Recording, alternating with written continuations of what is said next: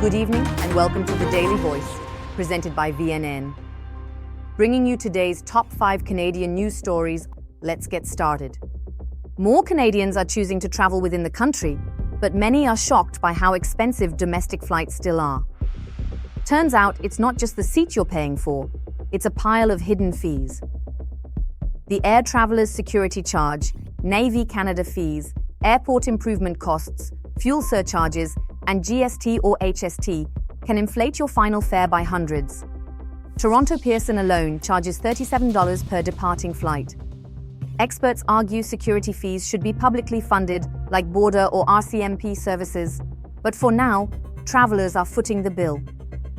A round trip from Toronto to Halifax can cost $500, even with a base fare below $300. Donald Trump's return to power is already hitting Canada hard. Thousands of jobs are being cut across industries as U.S. tariffs on Canadian imports, especially autos, parts, and materials, trigger shutdowns and layoffs. Stellantis is pausing production at its Windsor plant for 2 weeks, impacting 3,200 Canadian workers, and another 900 in the U.S. furniture maker Prepack has shut down its Delta, BC facility, slashing 170 jobs and shifting operations to North Carolina. In Winnipeg, Eastern Automation has laid off a third of its staff due to rising costs and frozen contracts. Canada's economy is taking the hit, and workers are paying the price.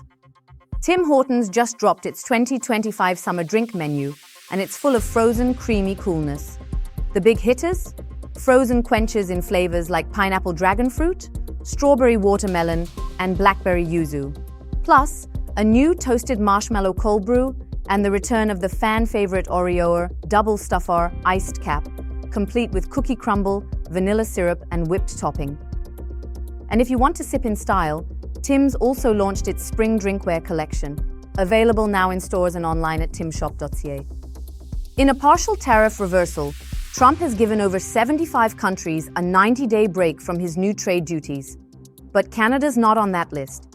Canada still faces 25% tariffs on steel and aluminum, plus a 10% duty on energy and potash exports.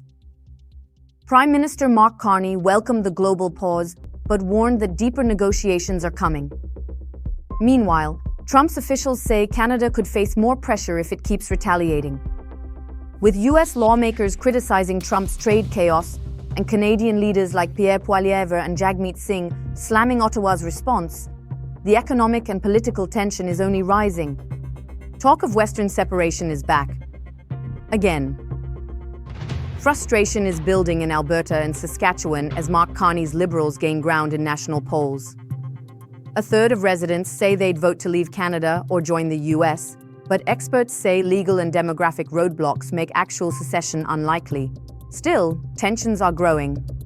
Alberta Premier Danielle Smith has introduced the Sovereignty Act and blasted Carney for mocking her on the campaign trail. With energy policy, pipelines, and federal trust all on the line, the next PM will face a prairie push for more power, if not full-on independence. That's all for today's top stories. Thank you for joining us on The Daily Voice, presented by VNN. Stay informed, stay engaged, and we'll see you next time.